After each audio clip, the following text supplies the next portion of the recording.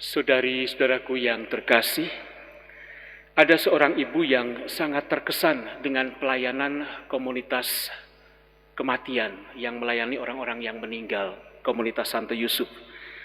Ayahnya meninggal dan semua yang dibutuhkan pada suasana duka itu dilayani oleh komunitas ini. Mulai dari memandikan jenazah, memakaikan pakaian, kemudian urusan pemakaman, urusan peribadatan, mencarikan pastur, mobil jenazah dan segala macamnya. Semua berjalan dengan baik dan bahkan selama 3 hari di rumah duka, komunitas ini pun datang selalu mendampingi keluarga tersebut. Intinya bahwa keluarga ini sungguh terkesan. Ibu ini sangat berterima kasih atas pelayanan mereka. Setelah semuanya beres, masa duka sudah selesai, kemudian ia mendaftarkan diri ke komunitas tersebut dan ia sungguh melayani orang-orang yang meninggal dengan dedikasi yang sangat baik. Kapanpun ada orang yang meninggal, dapat telepon, ia pergi, ia layani. Bahkan akhirnya dia pandai untuk memandikan jenazah dan bisa juga semacam berkomunikasi dengan jenazah kalau tangannya kaku atau kakinya kaku, susah untuk dipakaikan pakaian, dia bisa ngomong dan akhirnya lemas, bisa dipakaikan pakaian dengan baik. Saudari-saudaraku yang terkasih, orang ini atau cerita ini nyata, saya mendapatkan kisah dari seorang ibu. Dalam Injil hari ini diceritakan bahwa Yesus menyembuhkan ibu mertua Simon atau Petrus. Ia mengalami demam yang sangat tinggi dan Yesus menghardik demam itu dan demam itu hilang. Ada situasi di mana peristiwa itu sepertinya berjalan sangat biasa, cepat, dan cerita tentang peristiwa itu juga rupanya menyebar ke berbagai tempat. Maka dikatakan setelah matahari terbenam, banyak orang datang ke rumah itu untuk disembuhkan oleh Yesus. Yesus menyembuhkan mereka, Yesus melumpangkan tangan kepada mereka, dan banyak orang sungguh mengalami kasih Tuhan. Bahkan ada banyak setan-setan yang keluar dari orang-orang yang disembuhkan sambil berteriak, "Engkau adalah anak Allah." Setan tahu bahwa Yesus anak Allah, Yesus Mesias. Saudari-saudari yang terkasih, apa yang dapat kita tangkap, apa yang dapat kita hadirkan dalam kehidupan kita dengan bacaan-bacaan hari ini?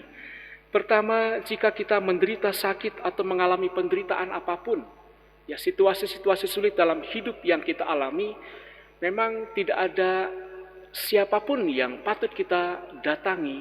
Yang pertama-tama itu adalah Yesus, Tuhan sendiri.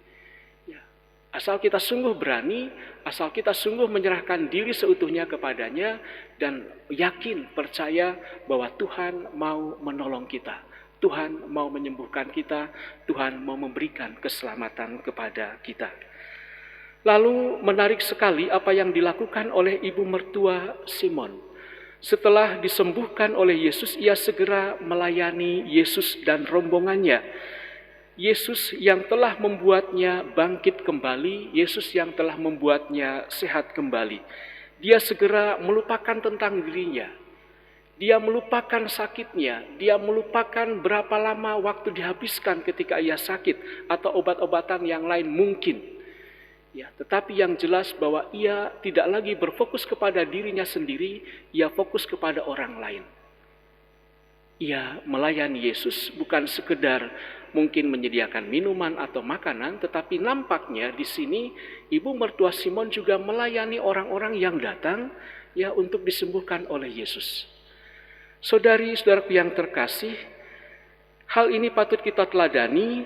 Jangan sampai setelah Tuhan melayani kita, memberikan kesembuhan kepada kita, memberikan berkat dan cintanya kepada kita, lalu kita bertubi-tubi datang kembali dengan berbagai macam permohonan yang lain.